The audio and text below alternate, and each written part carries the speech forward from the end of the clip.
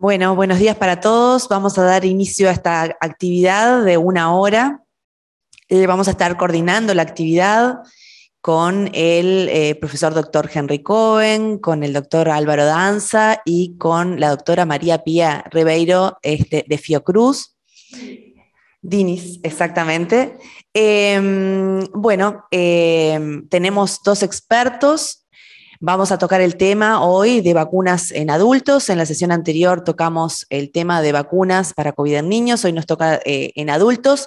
Vamos a partir de la base de que son una herramienta una de las herramientas más importantes y que cambió la evolución de esta pandemia. Vamos a estar centrados fundamentalmente en esquemas con cuartas dosis, ¿sí? Y para esto tenemos 2 invitados de lujo. Nuevamente tenemos a Zulma Kukunavá, que es epidemióloga de Imperial College de London, ¿sí? Y también epidemióloga en la Pontificia Universidad Javeriana de Colombia. Ella está en Bogotá en este momento. Y nos gusta mucho de Zulma, ya la hemos invitado en otras oportunidades, que tiene la visión del norte y del sur a la vez por el trabajo que desarrolla. Y tenemos también al profesor doctor Julio Medina, que es el profesor de la Cátedra de Enfermedades Infecciosas de la Universidad de la República, acá en Montevideo, ¿sí? Que ha participado desde el momento cero a través del grupo asesor, ¿sí? En la Comisión Nacional Asesora de Vacunaciones, y ha participado de todo la evolución de lo que han sido las vacunas para SARS-CoV-2 acá en Uruguay. Así que saludamos al resto de los coordinadores, saludamos a todos los participantes y comenzamos con la actividad. Zulma inicialmente va a ser una ponencia y posteriormente ya vamos a empezar con el conversatorio y con preguntas para ambos expertos. Buenos días a todos, muchísimas gracias nuevamente por esta invitación. De verdad que para mí es un gusto compartir con ustedes y a varios de ustedes conocerlos, así sea por este medio virtual. Entonces voy a compartir mi pantalla. Les pido el favor que me confirmen si la pueden ver. Perfecto. Entonces voy a hacer como un repaso de ciertos aspectos que considero importantes para abordar este tema sobre hacia dónde vamos en vacunación en adultos y específicamente en cuarta dosis. Bueno, para empezar, entonces tenemos este gráfico sobre el número de casos por millón de habitantes en el mundo y vemos cómo pues ahora pues lo que vimos este gran aumento de casos que se presentó a comienzo de año principalmente fue pues la variante Omicron, y ahorita lo que estamos observando pues es un incremento también. Este número de casos nunca llegó a ser tan bajo como teníamos en las olas previas en el mundo, y ahorita estamos viendo un incremento. Ese incremento afortunadamente por ahora aún no se traduce en aumento de número de muertes, y esto es bien importante sobre lo que vamos a reflexionar sobre potenciales impactos que pueda haber. Igualmente la variante Omicron, que causó este gran número de casos, también se tradujo en un número de muertes importantes, pero como podemos ver alrededor del mundo no alcanzó, digamos, el pico de muertes de olas anteriores. Igualmente vemos por las grandes regiones del mundo, Europa, Asia, Suramérica, África, vemos que pues este aumento principalmente en los casos del mundo está dado sobre todo por aumento de los casos en Europa que está ocurriendo en este momento. También un poco en Asia, o bastante también en Asia. Entonces, principalmente Asia y Europa, específicamente el sudeste asiático, China, los países que habían controlado bastante bien la pandemia hasta hace unos meses, y Europa. Como veíamos también a nivel mundial, hasta ahora ese incremento que se está dando de casos todavía no se traduce en aumento de muertes, y una de las razones es porque, como todos sabemos, hay un delay, hay un retraso en que empiezan a ocurrir los casos a crecer de forma exponencial, y a que esto se traduzca posteriormente en fallecimientos, y eso, pero de todas maneras en los sitios donde vemos que hay incremento de casos, naturalmente en las siguientes semanas va a empezar a haber un repunte también en el número de muertes, aunque no necesariamente del mismo nivel de olas anteriores, pero igual va a haber un repunte.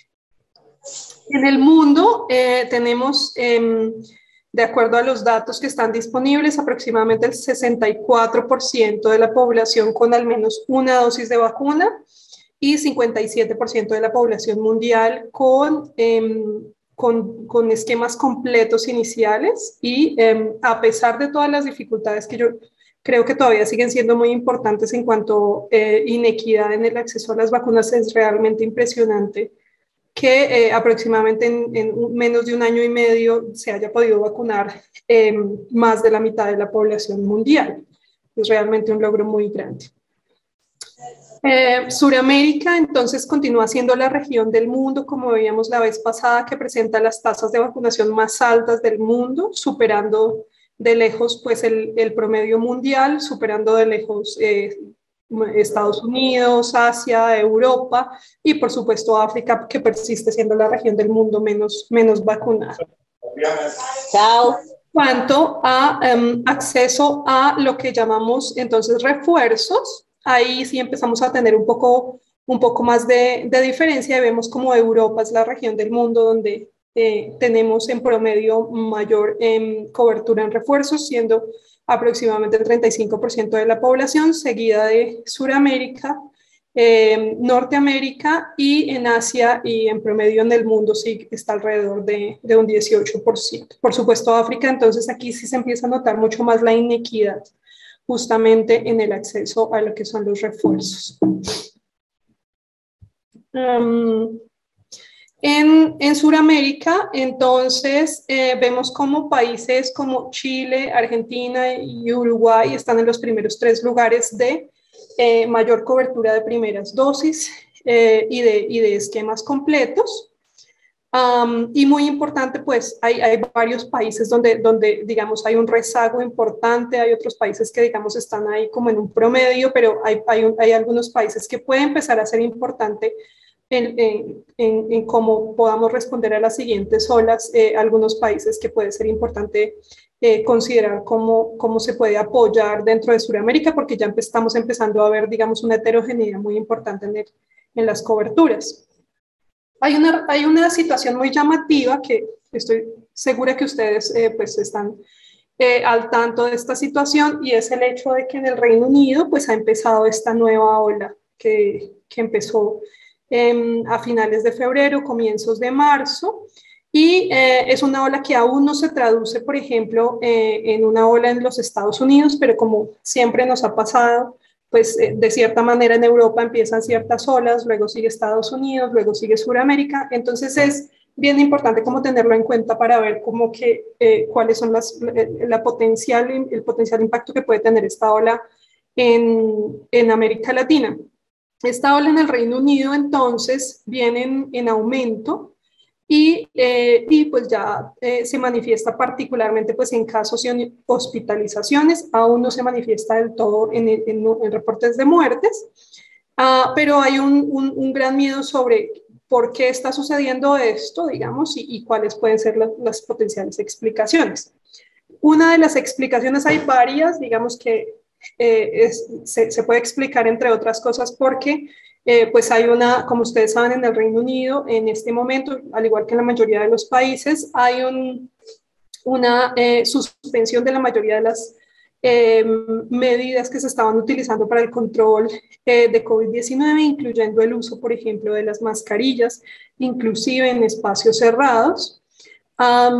Y esto pues asociado también potencialmente a lo que se ha conocido como la variante de Omicron BA2. Como ustedes saben, Omicron entonces tiene 2 subvariantes muy importantes. BA1, que se cree pues es esta moradita que se está viendo aquí en Estados Unidos, en el Reino Unido, en Alemania, en Dinamarca, pero justamente estos países donde ya se ha empezado a ver la dominancia de BA2, es en los cuales estamos empezando ya a ver esta nueva ola. BA2 entonces tiene unas características muy importantes. Se dice que la distancia genética entre BA1 y BA2 es tan grande como la que hay entre alfa y gamma, o sea, realmente pues hay toda esta hipótesis de que Omicron per se es un conjunto, tiene un conjunto de características que lo hacen tan diferente como lo que equivaldría en el caso de otros virus a los serotipos.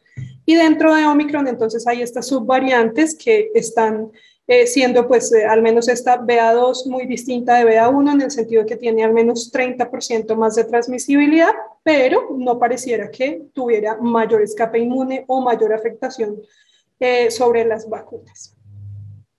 Otros casos emblemáticos que hemos visto durante los últimos meses corresponde a lo que serían los países que hicieron estrategias de COVID-0 o similares o de eliminación local, países como Nueva Zelanda, Singapur, la región de Hong Kong, Australia, Corea del Sur. Y de todos estos casos, pues es de forma llamativa, es evidente que Omicron ha sido muy difícil de controlar incluso para ellos. Pero de todos estos casos, lo más llamativo es precisamente Hong Kong, que es como el caso de estudio que vale la pena comparar al menos contra Nueva Zelanda o el resto de estos países. En estos países vemos unas olas muy grandes de casos, pero no se traducen en un número tan grande de muertes como sí está pasando en Hong Kong.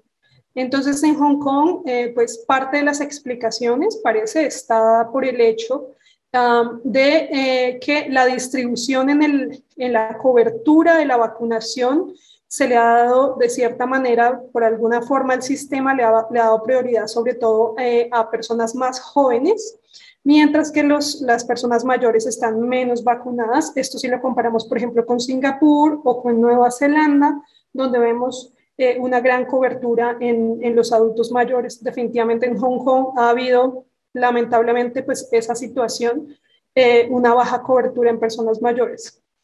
Y adicionalmente, pues eso es una gran pregunta que persiste, si también tiene que ver el hecho de que Hong Kong, una buena parte de su población ha sido vacunada con vacunas que no son de tecnología de RNA mensajero, y pues está, digamos, como que esa potencial explicación que podría eventualmente ayudar a explicar la situación de Hong Kong.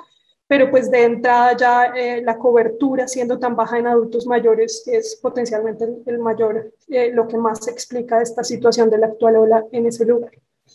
En América Latina entonces BA2 aún no empieza todavía a ser un problema grande, todavía estamos superando BA1, esto es pues como para 4 países en América Latina. Hay algunos países en América Latina que no están reportando vigilancia genómica y valdría la pena indagar el por qué está pasando eso, pero claramente por las características que ha tenido BA2 en Europa, lo más lógico es que empiece a reemplazar a BA1, y esa es la gran pregunta: ¿cuál va a ser el impacto y la combinación entre todas estas cosas, más el hecho de que tenemos una alta proporción de la población con inmunidad por infección natural y pues se puede decir la más alta proporción de población vacunada en el mundo? Entonces Sudamérica de cierta manera se va a enfrentar en promedio, por supuesto hay mucha heterogeneidad en los países, pero se va a enfrentar en promedio con aparentemente una pared inmunitaria mucho más grande que la que se está enfrentando Europa o Norteamérica. En Sudamérica, entonces, lo que observamos es en promedio un descenso, todavía estamos en el descenso de la ola Omicron BA1, y con excepción de pronto de Uruguay, que empieza a tener un pequeño repunte, y de pronto ahorita ustedes más localmente pueden darnos idea pues, de esto que tan importante está haciendo, pero digamos, si de alguna manera a veces como que en cada lado vamos teniendo un país que nos va marcando un poco la pauta a los demás, y pensaría que dado esta situación es posible que Uruguay pueda ser como el que nos dé la pauta de lo que puede pasar con BA2 en América Latina. Voy a mencionar un poco de la inmunidad híbrida porque creo que esto va a ser muy importante en los siguientes meses, y como decía, hay una gran heterogeneidad en América Latina. La inmunidad híbrida se refiere a esta inmunidad que viene dada tanto por infección natural como por vacunación, Pero ya digamos en este momento hay una evidencia muy sólida de que la inmunidad híbrida genera una mejor protección contra enfermedad en general. Y bueno, esa es una de las características que vamos a ver. Muy seguramente funcionar o no poniéndose a prueba en esta ola en América Latina. Esa inmunidad híbrida pues implica que todos los diferentes facetas de la inmunidad, tanto la inmunidad contra infección como la inmunidad frente a enfermedad, como podemos ver aquí en las líneas rojas, es más fuerte en promedio en aquellas personas que se han vacunado e infectado versus aquellas que solo se han vacunado. Igualmente en estos momentos tenemos cierta evidencia de anticuerpos neutralizantes que muestran que personas que fueron vacunadas o tuvieron infección por BA1 presentan unos títulos robustos de anticuerpos neutralizantes frente a BA2, lo que sugiere que hay una muy buena inmunidad cruzada entre BA1 y BA2 y de cierta manera eso genera pues una preocupación una preocupación menos, digamos, en el potencial caso de que se pudieran afectar las vacunas. Por ahora no tenemos evidencia de que las vacunas funcionen diferente para BA1 y BA2. Hay pocos hasta ahora estudios clínicos y de efectividad sobre lo que es cuartas dosis. Principalmente la mayor parte de los estudios son en Israel, otro sitio donde, digamos, se hacen bastantes estudios de efectividad de vacunas en tiempo real es en el Reino Unido, pero aún no hay datos para cuarta dosis, entonces por ahora digamos como que la mejor evidencia viene un poco de lo de Israel. En Israel lo que vemos es que en un estudio clínico no aleatorizado en personal de salud, que fue como que el primero que se publicó, se sugiere que la inmunogenicidad máxima de las vacunas de RNA mensajero se logra después de 3 dosis, luego hay un descenso, unos meses, aproximadamente 4 meses después hay un descenso de esa respuesta inmune y lo que sucede con la cuarta dosis es que se restauran esos niveles de anticuerpos neutralizantes. Ahora bien, se restauran, pero lo que no sabemos bien es esa restauración, cuánto va a durar en el tiempo, pero digamos este estudio estaba mostrando que aparentemente el máximo, digamos que se había logrado hasta la fecha era con la tercera dosis y la cuarta, digamos, no logra más, sino restaura al nivel que había dejado la tercera dosis. El estudio más grande que tenemos de cuarta dosis es una cohorte retrospectiva también en Israel, más de 1 millón de personas evaluadas, personas de más de 60 años. Y este estudio, que tal vez es el más importante que al menos en mi conocimiento existe hasta la fecha, pues muestra, sin embargo, que cuando se comparan las personas mayores de 60 años que recibieron tercera dosis versus aquellas que recibieron también cuarta dosis, se evidencia que hay una mayor probabilidad de enfermedad grave, hasta de 4 veces más en aquellos que solo recibieron 3 versus aquellos que recibieron 4 dosis. Y esto en el contexto de Omicron, tanto BA1 como BA2, porque esto corresponde a una cohorte de pacientes desde enero de 2022, que es cuando se empezó a instaurar la cuarta dosis en Israel. Algunos investigadores locales en Israel lo que han estimado en tiempo real es cómo pues hay una efectividad que se va reduciendo, por ejemplo, cuando aparece Omicron, se va reduciendo y empieza la cuarta dosis y mejora esa efectividad contra enfermedad grave con la cuarta dosis, pero pues hay cierta evidencia que sugiere que puede seguir disminuyendo y digamos como que estamos en esa situación donde es, de todas maneras, a pesar de que se recupera, se va perdiendo potencialmente a lo largo del tiempo, digamos como que todavía no hay una clara evidencia de cómo entonces esto va a significar eventualmente refuerzos adicionales a lo largo del tiempo. Adicionalmente, pues la inequidad sigue siendo uno de los mayores problemas. El acceso, por ejemplo, a refuerzos en países de alto ingreso supera en este momento en proporción el total de dosis administradas en países de bajo ingreso y esta inequidad en el acceso, si los refuerzos son tan importantes como ya lo sabemos que son, esta inequidad, digamos, es una nueva cara de la inequidad o una continuación de esa inequidad que ya teníamos con el acceso a primeras dosis. y pues eso puede ser lo que nos esté jugando, digamos, una mala pasada de aquí en adelante en cómo podamos controlar nuevas olas. Entonces, algunas reflexiones finales. La efectividad de la vacunación, principalmente con vacunas RNA mensajero y AstraZeneca, que es lo que tenemos en este momento, evidencia frente a Omicron BA2 parece ser similar a aquella frente a BA1. La cuarta dosis en mayores de 60 años, según este estudio grande de Israel, aumenta la efectividad frente a infección de forma temporal y restaura la efectividad frente a enfermedad grave. La inmunidad híbrida, que es esa combinación entre vacunación y exposición a infección, sigue siendo hasta la fecha la de mayor robustez. América Latina presenta pues una cobertura de primeros esquemas de vacunación relativamente similar entre países, pero la cobertura de los refuerzos es altamente heterogénea. Y las siguientes semanas serán cruciales para conocer el impacto que pueda tener BA2, Omicron BA2 en América Latina. Dejo hasta ahí, entonces muchas gracias. Bueno, muchísimas gracias por la presentación, ha sido muy claro este resumen de evidencia en que estamos y hacia dónde vamos, parecería también. Para empezar un poco quería preguntarles sobre qué se puede considerar al día de hoy, y sabiendo que esto también puede modificarse, ¿cómo se puede considerar el esquema primario? ¿El esquema primario tiene 3 dosis, al menos 3 dosis, o podemos considerar como un esquema primario también aquellas personas con una inmunidad híbrida de 2 dosis y la enfermedad? Y enrabado con esto, si en este esquema primario tiene que haber sí o sí una vacuna de ARN como para considerarlo efectivo, digamos.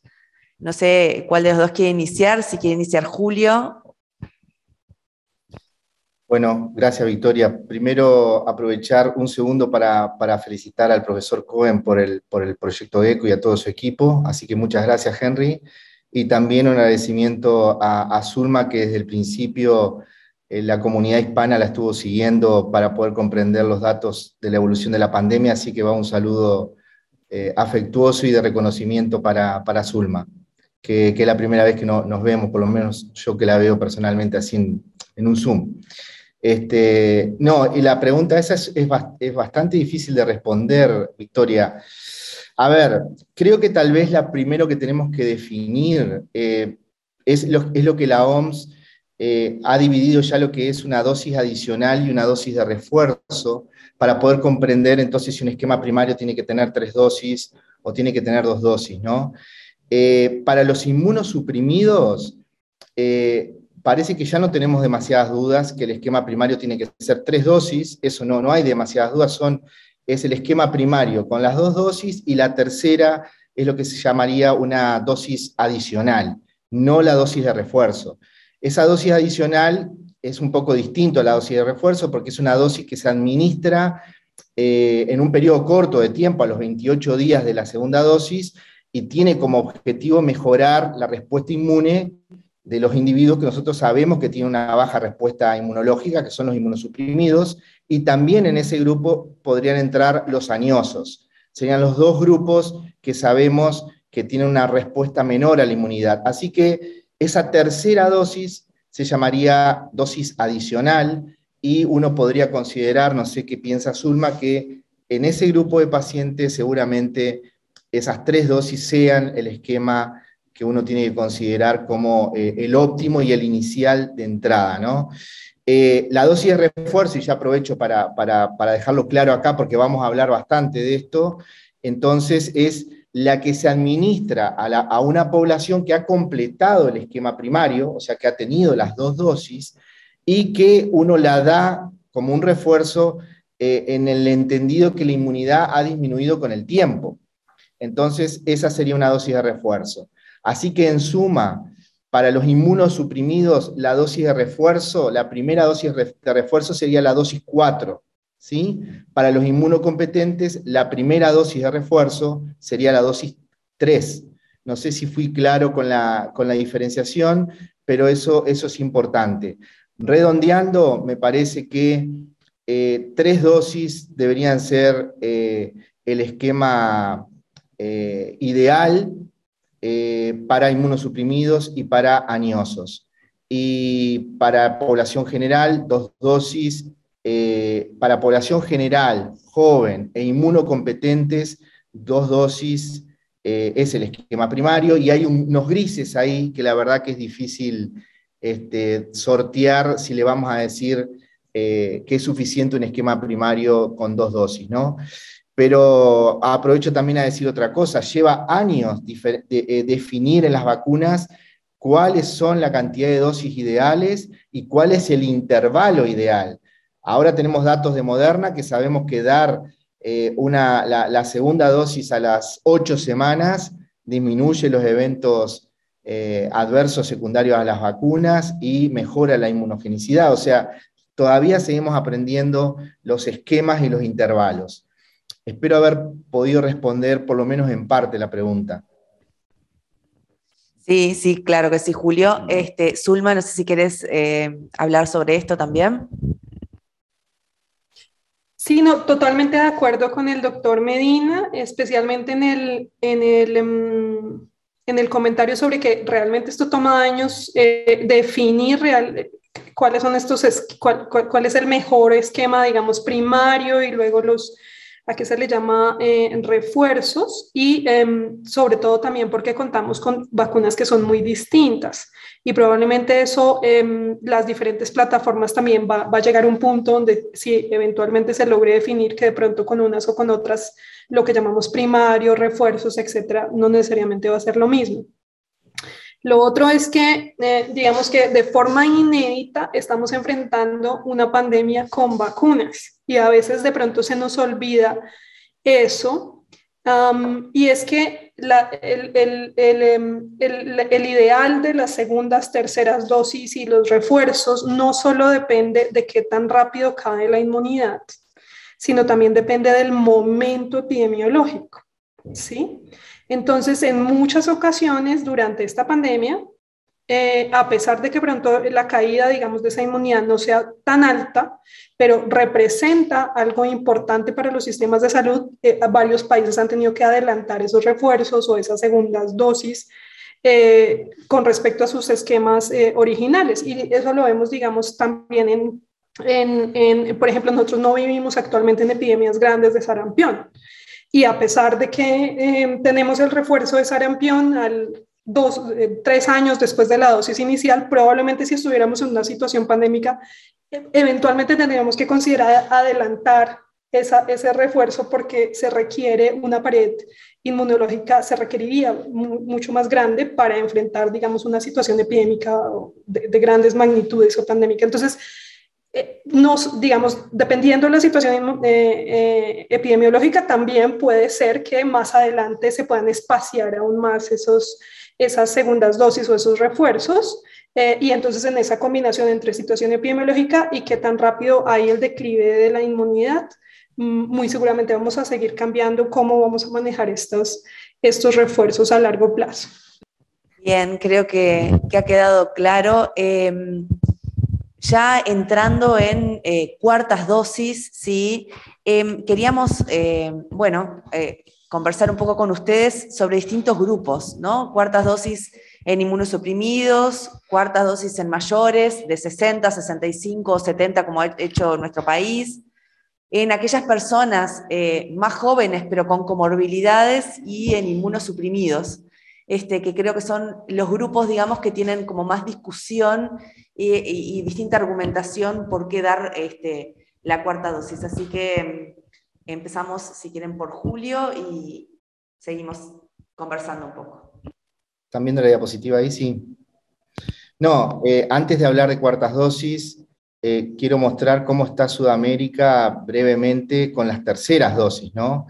Y hay como 3 grupos de países. Hay un grupo de países que está por debajo todavía del 20%, como es Colombia, Paraguay y Bolivia, con sus terceras dosis. Hay otro grupo más importante que está entre 20 y 40% con las terceras dosis, y luego están Uruguay y Chile, que están por encima del 60%. Entonces la realidad de hablar de cuartas dosis también depende, los países van a tener otro tipo de prioridades. Algunos todavía están corriendo a través de dar las dosis primarias, las primeras 2 dosis, y otros están corriendo a completar sus esquemas con terceras dosis. Entonces, las realidades de los países no van a ser los mismos en cuanto a la priorización de las cuartas dosis. Entonces, de repente hay países que para cuartas dosis van a elegir probablemente solo inmunosuprimidos, puede ser una opción, o añosos de determinada edad, mientras que otros países que ya están con un nivel de inmunidad más robusta con 3 dosis, pueden permitirse ampliar ese grupo de cuartas dosis. Eso es importante porque hemos aprendido en la pandemia la flexibilización y que cada país va adaptándose en función de su realidad, ¿no? Eso era algo que les quería mostrar. Y lo otro en cuanto a cuartas dosis, a ver si se ve acá. Estos son datos de la hoja de ruta de asesoramiento estratégico del SAGE de la OMS para el establecimiento de prioridades en el uso de vacunas contra la COVID-19.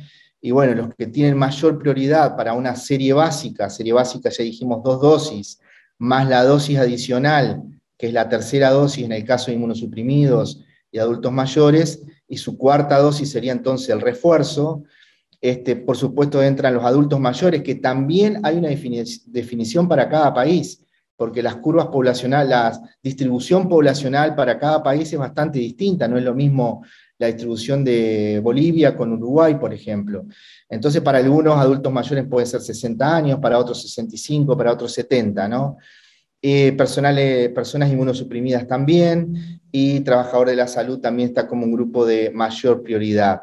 Ahora vamos a hablar algo de eso. Después hay prioridad alta y con serie básica más refuerzo, bueno, en fin. Lo que quiero transmitir es que a pesar de que la evidencia todavía no es tan robusta para cuartas dosis, tanto la OMS como el CDC estos son datos del CDC americano, se han planteado las dosis de refuerzo, aquí a la derecha, ellos vacunan en caso de Pfizer, por ejemplo, voy a poner el dato para nosotros, las 2 dosis primarias, la tercera dosis que sería la dosis adicional a las 4 semanas, y luego la dosis de refuerzo entre 1 y 3 meses, ¿no? Entonces, tanto la OMS como el CDC se han posicionado con respecto a las cuartas dosis. En el caso de Uruguay, hemos definido el 16 de febrero, la Comisión Nacional de Vacunas y el grupo ad hoc definió personas inmunodeprimidas, las personas de 70 años y más, las personas de 50 años y más, pero que residan en establecimientos de larga estadía, tanto los de ancianos como de otros grupos, y también hay una ventana aquí para personas de 50 años y más que presenten comorbilidades, obesidad, diabetes, etcétera, y síndrome de Down también fue incluido para cuartas dosis. Por supuesto, lo que yo decía, de repente para la realidad de otros países tomarían más en cuenta el punto 1 y parte del punto 2 o del punto 3, pero no darían el paso de repente para el punto 4, y eso podría tener cierta lógica, ¿no? Y esto de repente se ve todo muy chico, pero esto solo para mostrar la cantidad de países que ya han ido a la cuarta dosis. Por lo menos hay 23 países que ya han definido una autorización para cuartas dosis. Como es pequeño se los leo: Finlandia, Francia, Suecia, Chile, Turquía, República Dominicana, Brasil, Israel, Canadá, Australia, Austria, Estados Unidos, Japón, Argentina, Alemania, Dinamarca, España, Irlanda, Perú, El Salvador, Panamá, Uruguay y Emiratos Árabes Unidos. Puede haber tal vez alguna discrepancia, alguien puede, si está, los latinoamericanos que estén conectados pueden acotarnos algo por chat o como sea, y de repente hay algún otro país que se nos ha escapado. Pero bueno, como que el mundo ha ido a las cuartas dosis. Aquí tienen las vacunas disponibles de cada país, la fecha de autorización en la tercera columna, y la cuarta, que no la voy a leer. Lo que tienen en común todos son inmunodeprimidos, y después van variando las edades en añosos, etcétera, que van definiendo, y los grupos que van definiendo para cuartas dosis. Ese era un poco como para dar un marco, Victoria, sobre la situación local, locorregional e internacional en cuanto a cuartas dosis. Bien, Zulma, si querés hablar algo sobre este punto. Totalmente de acuerdo con el doctor Medina. Definitivamente las prioridades van a cambiar por países dependiendo de cuál es el estadio en que vayan en la cobertura de las terceras dosis y a diferencia de las primeras dosis y los esquemas completos donde hay más homogeneidad en América Latina, lo que decíamos y compartimos eso, la cobertura de terceras dosis es tremendamente heterogénea, se ve mucha discrepancia en los países de América Latina. Pero digamos también va a depender qué tanto afán haya de estas cuartas dosis, la situación epidemiológica, y volvemos digamos a esta combinación entre no solo lo que esté pasando con el comportamiento individual de la caída inmunológica de la vacuna, pero también con la situación epidemiológica que puede introducir más presión para que los países tomen esta decisión. Y hay países en América Latina que están en un descenso de casos, tal vez el más bajo en el caso de varios países de lo que se ha reportado desde el inicio de la pandemia. Entonces, no necesariamente estos países van a tener como todo el afán como de empezar con, ni siquiera, digamos, hay un incentivo en este momento, y eso es algo preocupante, no hay un incentivo claro para que los países sigan aumentando la cobertura de las terceras dosis. Y mucho menos de las cuartas, mientras que otros países de pronto van mucho más adelante, como en el caso de Uruguay, Chile, y bueno, este juego un poco entre qué proporción de la población ha tenido acceso a qué vacunas y qué proporción de la población se ha infectado y qué tan fuerte es esta pared inmunológica, creo que ese es como la nuez del asunto que aún no podemos resolver, no tenemos las pruebas diagnósticas para lograr saber realmente en qué punto necesitamos más refuerzos para específicamente qué tipo de población, y creo que eso debería ser un poco como el afán en lo que sigue en el corto plazo, definir al menos unos marcadores básicos que nos permitan decir este país o esta región en este punto va a requerir ciertos refuerzos para unas partes de la población, y eso creo que por ahora estamos un poco siento yo, realmente a ciegas en ese aspecto, lamentablemente. Bien, en los países que está en marcha, digamos, la cuarta dosis, el grupo más homogéneo, si se quiere, han sido los inmunosuprimidos. Y hay algunas experiencias en cuanto a que estos grupos, la medición de anticuerpos séricos para guiar o no una dosis adicional o una dosis de refuerzo. Bueno, queríamos saber un poco su opinión en cuanto a la aplicabilidad de esto. Y bueno, iríamos por ahí entonces con el tema de inmunosuprimidos, para después entrar en personal de salud, que es una pregunta que ha llegado a través del chat muchísimo. ¿Cuándo una nueva dosis para personal de salud? Así que empezamos con inmunosuprimidos y si tenemos algún marcador, ¿sí?, como para guiar estas recomendaciones. Sí, del punto de vista de investigación o a la hora de ayudar a tomar decisiones, que fue lo que, por ejemplo, en la experiencia de Uruguay, teníamos datos de niveles de anticuerpos en inmunosuprimidos y veíamos cómo con 2 dosis no se generaba un nivel adecuado de respuesta inmunológica, y por eso esa tercera dosis adicional fue el primer grupo que la empezó a recibir. También sabemos que con una cuarta dosis se logran mejores niveles y se logra recuperar a algún paciente que no había generado todavía inmunidad. Ahora, eso es así y sirvió para tomar decisiones incluso de salud pública en el grupo de trasplante renal, en el grupo de trasplante hepático, etcétera, donde hubo trabajo conjunto con el Instituto Pasteur en Uruguay en este caso. Ahora, si eso podría ser práctico desde el punto de vista de salud pública para definir dosis adicionales, la verdad que es bastante complejo. Algún país podrá tener mayor disponibilidad para acceder y otros no, pero incluso en un mismo país podría haber bastante barreras a la hora de tomar las decisiones. O sea que no me parece mal cómo se ha hecho hasta ahora, de que los estudios ayuden a tomar definiciones de salud pública, pero luego no vaya atado a los niveles de anticuerpos las decisiones de la decisión de una persona en forma individual de irse a vacunar. Pero pueden haber situaciones especiales que se puede hablar con sus médicos tratantes, obviamente, ¿no? Pero no sé, eso es lo primero, y lo de personal de salud, no sé si lo contesto ahora o después, como quieras, Victoria. El personal de salud, si les parece, lo dejamos para dentro de un ratito. Bien. Sí, yo creo que hay dos niveles digamos, de toma de decisiones, y uno, por supuesto, es el nivel individual. Si una prueba de anticuerpos y si esa lectura de los anticuerpos es de anticuerpos neutralizantes o simplemente anticuerpos en general. Y por supuesto que puede ayudar desde el punto de vista individual, eventualmente, como en el ejemplo que da el doctor Medina, y tal vez yo creo que ahí es donde donde más consenso hay, ¿no? Para inmunosupresión, para personas en condición de inmunosupresión. No hay duda, pues, que hay que completar los esquemas con cuatro dosis por ahora.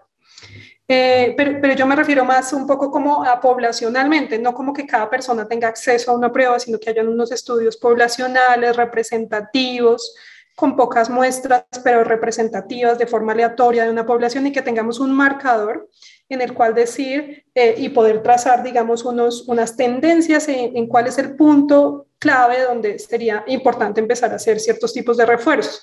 Y digo, no lo hay aún como disponible porque de cierta manera el país que realiza estos estudios, que los hace cada mes, que son representativos de la población, es el Reino Unido a través del Observatorio de Estadísticas Nacionales, y ellos miden anticuerpos generales, simplemente la absorbancia de los anticuerpos, y van viendo cómo estos anticuerpos van cambiando en la medida en que van poniendo refuerzos y en la medida también en que más personas se van infectando. Y aún a pesar de eso, digamos, no necesariamente aún eso es informativo para tomar como la decisión en qué punto se requiere reforzar esa pared inmunológica, y de cierta manera, pues, las decisiones aún las estamos tomando de forma reactiva, como porque hay peligro de que llegue otra nueva variante, etcétera, pero todavía creo que nos falta, digamos, en lo que es el manejo de la pandemia a largo plazo, como que haya una solución que nos permita de una forma más técnica decir, en este punto, de aquí en adelante vamos a empezar a tener más refuerzos en estos tipos de población, como por ejemplo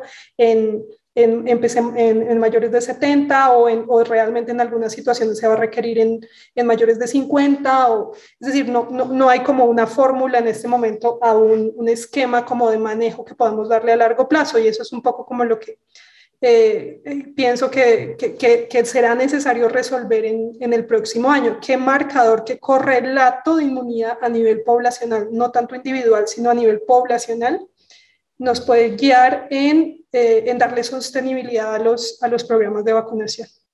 Excelente, Zulma y Julio, y muchas gracias por las intervenciones. En relación al personal de salud, ya enganchando con la pregunta anterior, que la pasamos a un segundo plano, en Uruguay se está realizando un estudio de prevalencia de títulos de anticuerpos. Hay muchos de nosotros que estamos participando de estas acciones periódicas. No sé si hay algún resultado al respecto que se pueda comentar, o hay alguna idea porque no los conozco. He visto los títulos míos nomás, que han fluctuado mucho, pero como persona que participa del estudio. Pero no sé los poblacionales, si ya tenemos algún dato que se pueda comentar, Julio, al respecto. Y por otro lado, ¿qué pensás efectivamente? Porque ahí hay un componente individual y hay un componente también de protección del sistema de salud, de las dificultades que tuvimos en las coberturas y demás previamente, obviamente, ¿no? Por otro lado, hay una pregunta que está surgiendo del auditorio, que es importante, me parece a mí, comentar, es si estas terceras, cuartas dosis es conveniente hacerlas con vacunas con RNA mensajero, puesto que en nuestro país las primeras 2 dosis, por ejemplo, en un porcentaje importante de la población, se hicieron con otra plataforma vacunal, que es la plataforma de Sinovac. No sé, Julio, ¿qué opinas al respecto? Álvaro, ¿qué tal? A la primera pregunta, sí, el Ministerio tiene algunos datos, yo no los dispongo en este momento como para comentarlos, pero sí hay un estudio poblacional, como tú decís, y en algunas de las reuniones del grupo de asesor de vacunas se presentaron como para ayudar a la toma de decisiones, y se ve lo que está publicado, o sea, el descenso de los niveles de anticuerpos a medida que empieza a pasar el tiempo, y cómo con una tercera dosis, por ejemplo, se recuperan los niveles. Eso es así. Lo segundo, el personal de salud. Bueno, en el caso de Uruguay, no sé cuál es la realidad para cada país de América Latina, el personal de salud fue vacunado en su mayoría con vacunas de Pfizer, de ARN mensajero, así que el personal de salud en nuestro país ha accedido a esta altura ya a 3 dosis, o sea, ha accedido al booster y tienen 3 dosis. Hace muy poquitos días Israel publicó los datos en personal de salud joven, y la verdad que la conclusión de los autores y los datos que arrojan es, en personal de salud joven hay un beneficio muy marginal de dar una 4ª dosis. Entonces, incluso por eso fue un poco la discusión en el grupo de expertos en el Ministerio de Salud Pública, si alguien es un personal de salud menor de 50 años y es sano, no veríamos un beneficio en este momento, lo que decía Zulma hoy, ¿no? En cada momento, en este momento de la situación epidemiológica, un beneficio para el personal de salud menor de 50. Los mayores de 50 años, en el caso de Uruguay, tienen acceso a la 4ª dosis, pero no por ser personal de salud en sí mismo, sino por tener algún factor de riesgo adicional, y estaría por ahí. Y creo que hasta que no haya más evidencia o que la situación epidemiológica no cambie de forma notoria, digamos, con una nueva variante que amenace distinto al personal de salud y que nos ponga más en jaque, por ahora creo que todavía podemos esperar. Pero bueno, esa es un poco la... Y la otra pregunta tuya es si tienen que ser las dosis adicionales o de refuerzo, tienen que ser con una vacuna de ARN mensajero. Los datos que tenemos por ahora es que parece que sí, porque el nivel de respuesta inmunológica que se logra es realmente diferenciado con respecto a las vacunas como de Sinopharm o de Sinovac. Así que por ahora sí, y esa ha sido la discusión en el grupo de expertos del Ministerio, Álvaro. Clarísima la respuesta, Julio. Álvaro, ¿me permitís? Henry, sí, claro, cómo no. Una pregunta para Julio, probablemente. Julio, ustedes están hablando acá y la pregunta viene todas con el concepto 4ª dosis, y hay gente que prefiere, en vez de hablar de 4ª dosis, hablar de refuerzo anual. ¿Es solo un juego de palabras o tiene alguna importancia para la salud pública? Está muy bien tu pregunta, me gustó, Henry, porque, a ver, alguien podría decir, incluso de un punto de vista más práctico, y para que las personas no sientan que se los va a estar vacunando cada 4 meses, cada 6 meses, decirles que la 4ª dosis es la dosis anual en este 2022, puede ser una estrategia incluso de comunicación, una estrategia, no cambia demasiado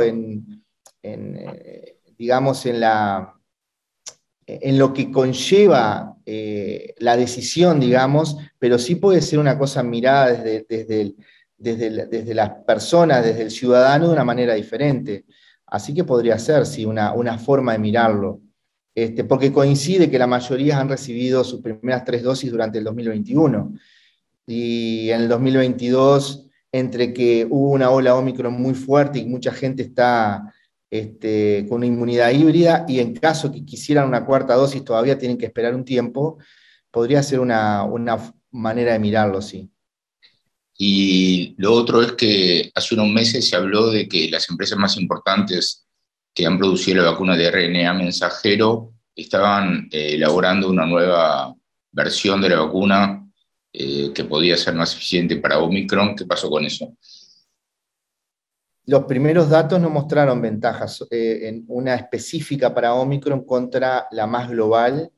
Todavía no, creo que la partida se está jugando en una vacuna pan-coronavirus para el futuro, pero eso de repente lo quieren discutir después. Pero por ahora los primeros datos no mostraron algo diferenciado, Henry. Muchas gracias, Julio. De nada. Gracias, Henry, gracias, Julio. Zulma, ¿cómo ven ustedes la perspectiva del personal de salud y el tema de la 4ª dosis? Bueno, yo creo que la evidencia es bastante sólida, o la evidencia más sólida por ahora que existe es para las personas mayores de 60 años, donde vemos una efectividad diferencial específicamente en desenlaces graves y también en infecciones. Con personal de salud que les mostraba el estudio, que viene un estudio no aleatorizado de un open label de Israel, lo que se muestra es que hay una ganancia, como decía el doctor Medina, marginal de esa cuarta dosis en personal de salud, principalmente pues joven. Entonces yo creo que por ahora, y mientras la situación epidemiológica no muestra, digamos, un aumento, que eso va a depender, yo creo que muchísimo de eso.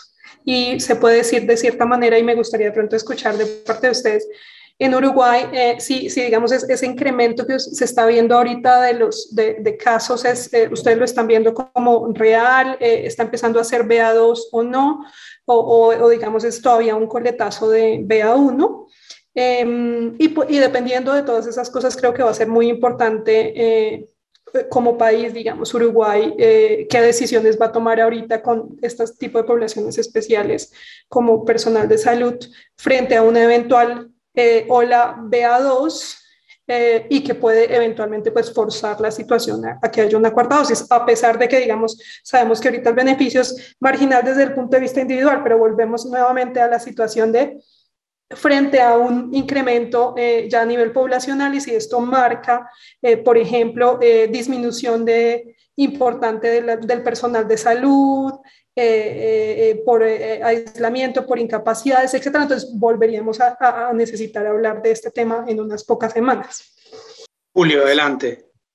Sí, estamos tratando de ver, Zulma, si se consolida ese cambio epidemiológico. Lleva pocos días ese pequeño ascenso, está coincidiendo con el inicio de las clases hace algunas semanas atrás, y hay hay casos en niños, en fin. Entonces, estamos esperando si se consolida ese aumento o es algo transitorio. No llamaría la atención que cambiara un poco la tendencia, ¿no?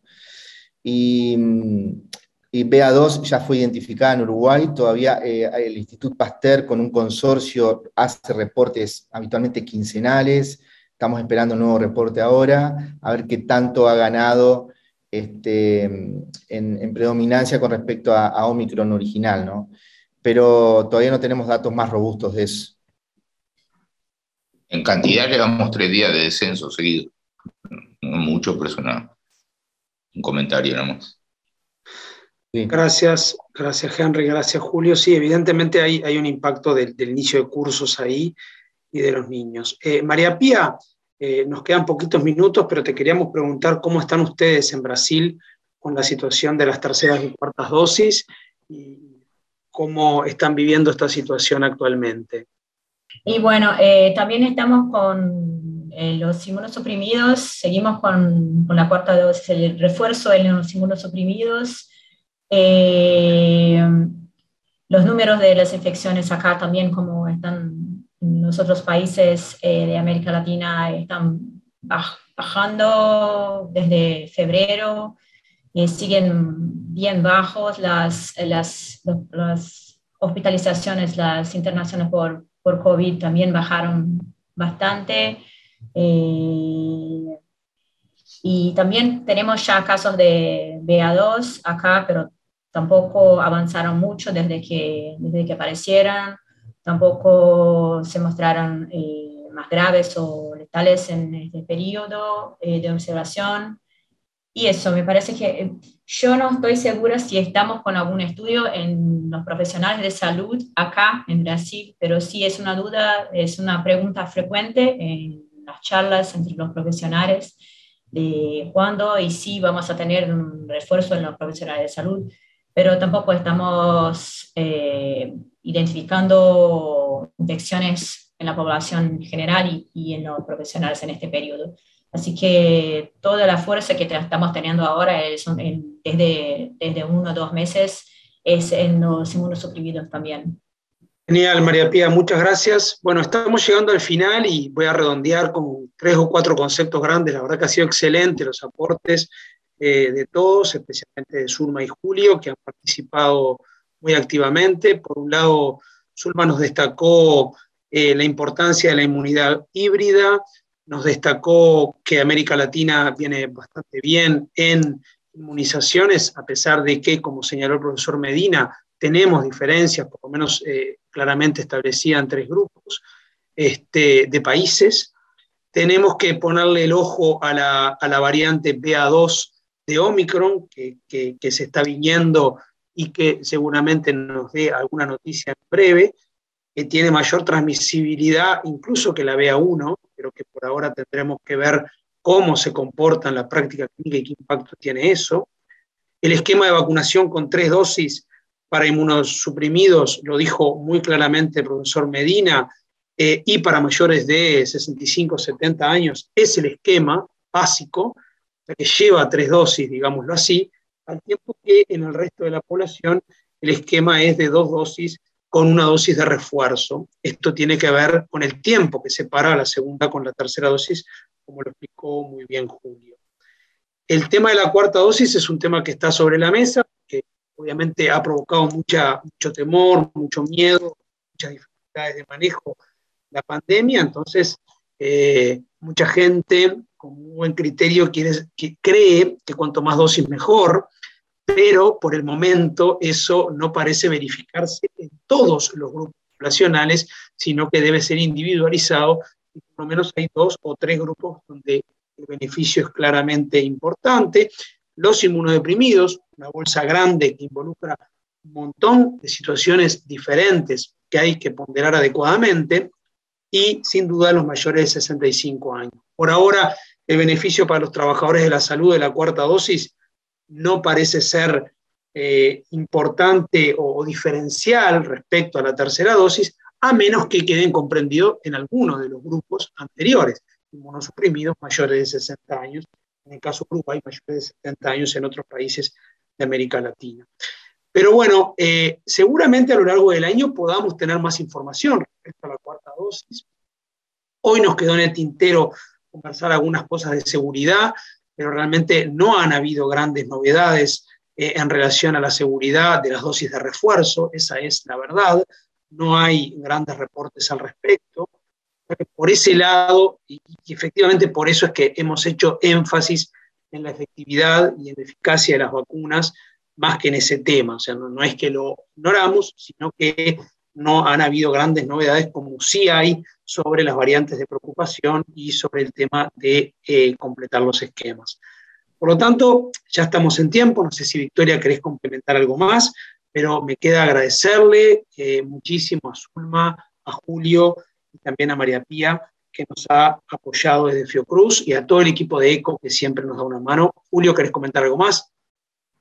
No, soy el agradecido, y veremos el futuro. La diversidad genética que hay de coronavirus en sudeste asiático y en el sur de China es fenomenal, así que se requiere un enfoque global para poder avanzar y en el futuro poder tener vacunas pan-coronavirus, ¿no? Ese sería el objetivo a largo plazo.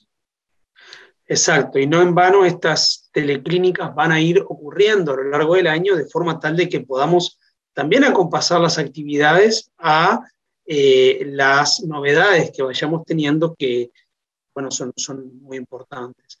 Bueno, sin más, les agradecemos al profesor Cohen. ¿Querés comentar algo? No, agradecerles a todos, a Zulma, a María Pía, a Álvaro, a Victoria y a todo el equipo de ECO y a todos los que participan cada 2 semanas en estas actividades, que nos vamos a reencontrar el 4 de abril y que esperemos que sean tan interesantes como esta. El 4 de abril va a ser de tarde. Un abrazo a todos, los esperamos a todos. Chau, chau. Muchísimas gracias. Muchas gracias, buen día. Buen día, chau, chau, Zulma, gracias.